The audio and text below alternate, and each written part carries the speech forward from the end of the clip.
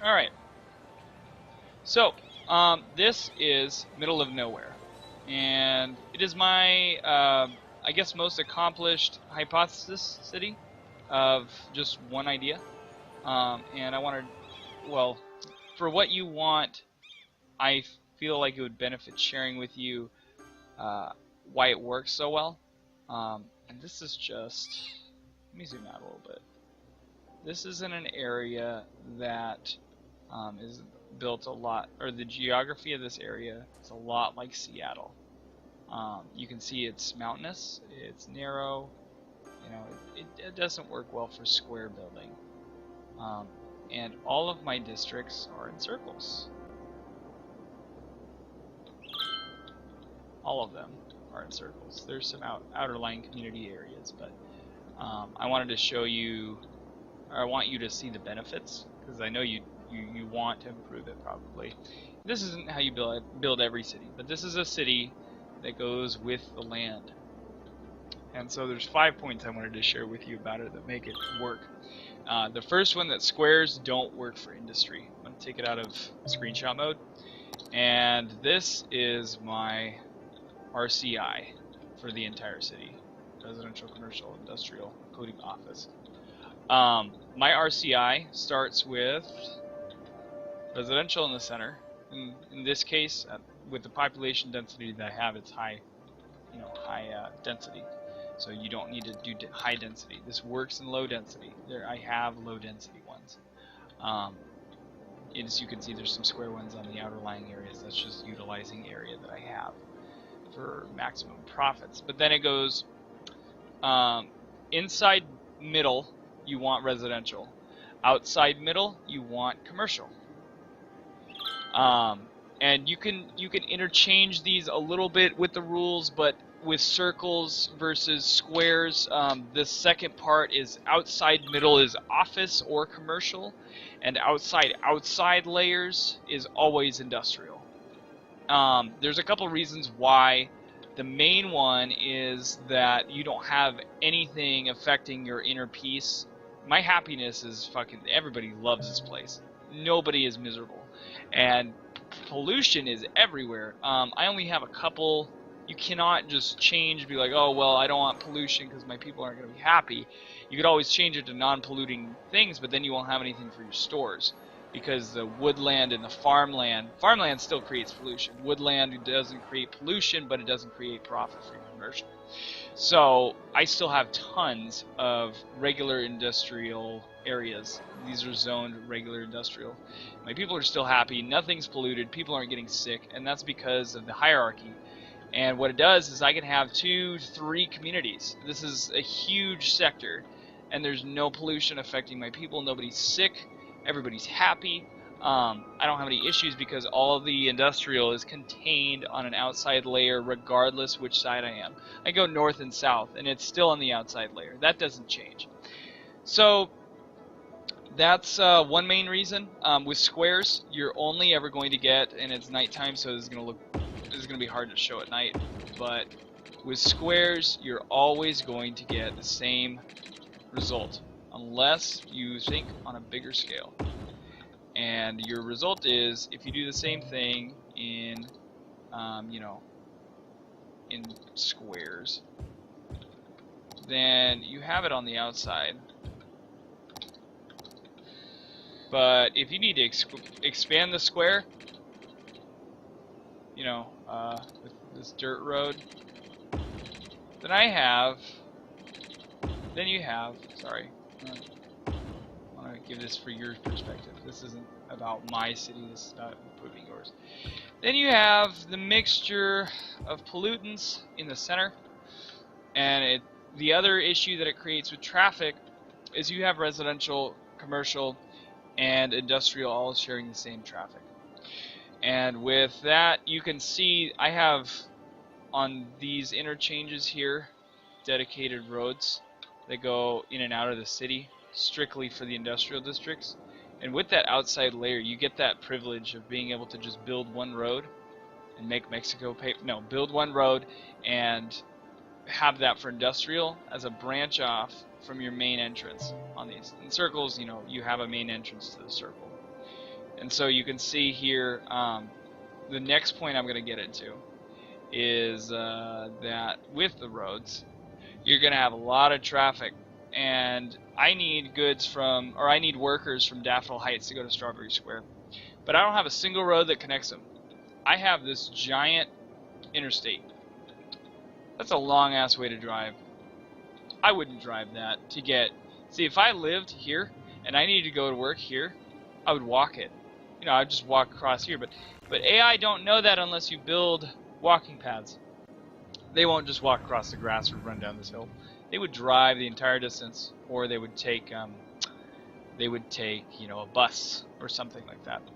And my most effective part of reducing traffic in the middle of nowhere is walking paths.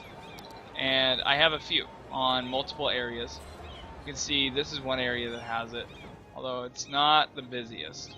I have some busier ones. There's one right here that's really busy, and that's a short distance. But what about long distances? Look at this one. This is about, I would say, a mile-long walkway, 2-mile-long walkway across that.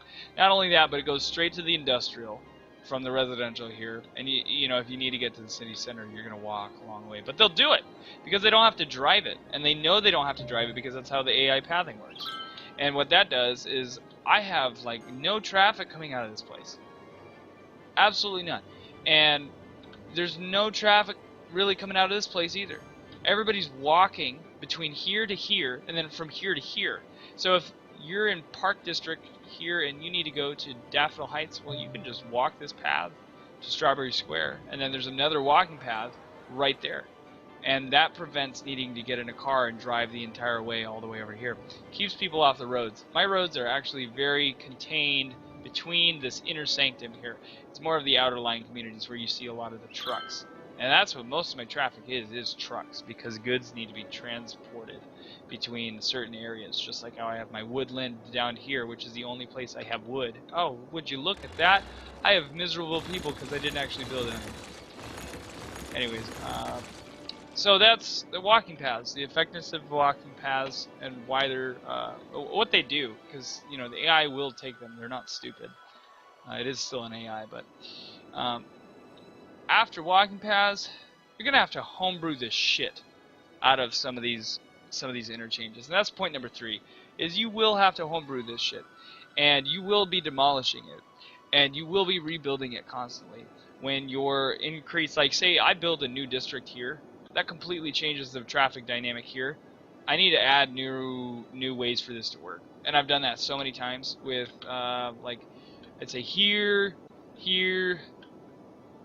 and they start off looking like shit. Like this one looks so fucking weird, but I don't care, and you won't care. You want something that doesn't necessarily look great, but it needs to function.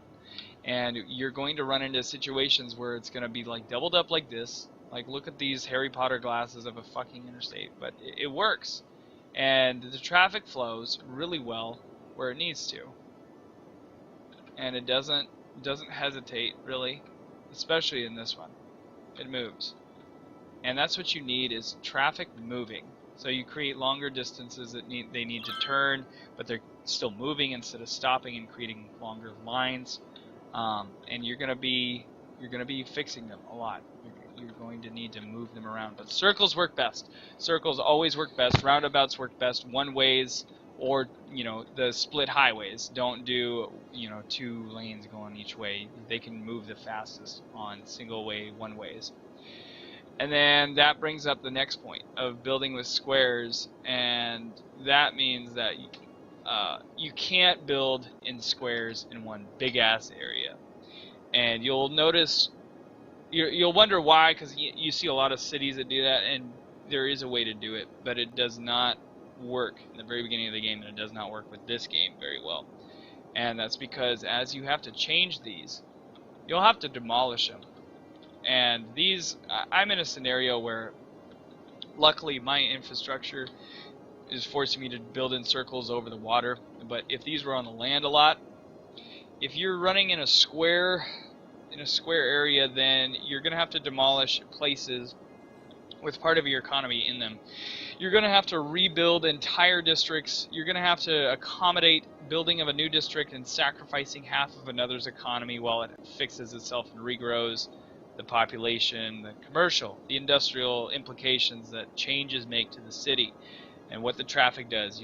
Since you're going to be needing to change it a lot, you can't build, you won't have a lot of success building these interchanges in one concrete way across the city in a square that isn't going to affect your economy somehow when you need to change it, which can suck. Which is nice that, I have an $11 million stockpile, and that's growing, daily, which is nice. It takes care of itself. It cushions itself. But if you don't, if you make a change and your economy doesn't recover in the middle of the night or whatever like that, because nighttime depends on when you build it, but if you do that and your economy doesn't recover, then you're going to be making more changes than just the road.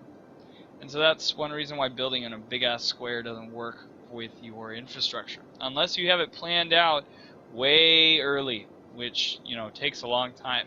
I've done square infrastructure build projects that I've completely scrapped after hours of just trying to draw it out. And, just decide I'm going to scrap the city. I have a lot of saves that I don't play.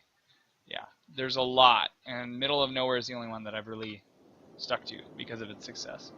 And then number 5 is you got to make public transportation easy. Tip number 5.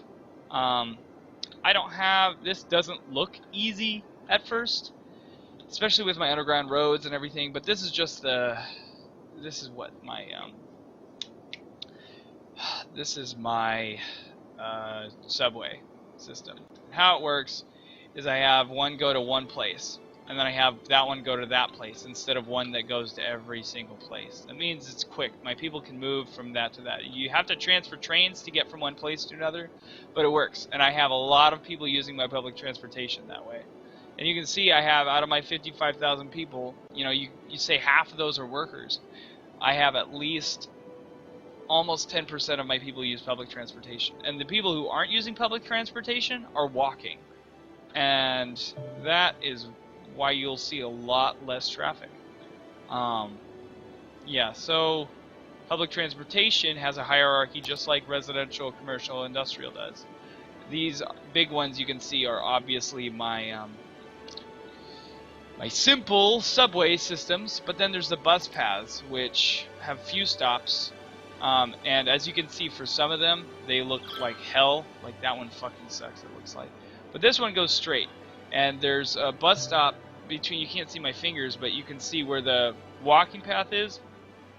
There's a stop to pick people up there and drop them off there, stop to pick people up and drop them off there, and it's a straightaway to the center.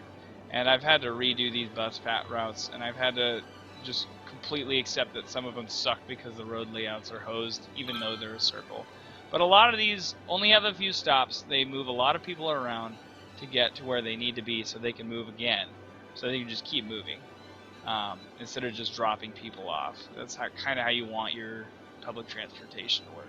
And I would consider my walking paths as part of my public transportation, because the walking paths will get you to a bus stop, and the bus stop will get you to a subway, and a subway will get you to another side of town, and that's where you can find work. Because if I build a new residential section here, and I don't have any industrial, but there's new jobs here, then I don't need to worry about public I don't have to worry about traffic. I can just make sure, as long as I have the jobs available at some point or somewhere in my city, even if it's not right next to where the people live, then they can get to them, and that's what matters. So those are the 5 tips that I wanted to share. I'm not trying to say at all that you're building wrong. These are just tips that you're going to want to follow probably when considering your city layout. And it doesn't need to be the entire layout, it needs to be a circle. But you need to consider your infrastructure being in a circular way. You need to consider its disconnect. You need to consider the implications of the industry and its pollution versus the happiness and growth. And there's a lot that goes into that, including education.